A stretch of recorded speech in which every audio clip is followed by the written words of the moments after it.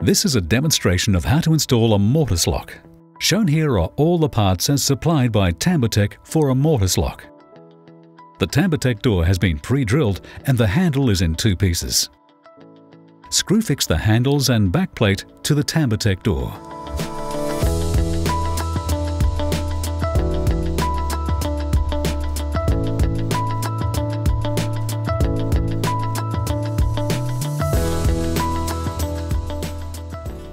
Fit the Mortice lock. Place a scutcheon plate in appropriate locked position on the benchtop. Move the tambour door down while positioning the plate to the claws of the lock. When the final position is established, mark the outline of a scutcheon plate on the benchtop. Recess the outline of the escutcheon plate to the correct depth. Screw fix the escutcheon plate.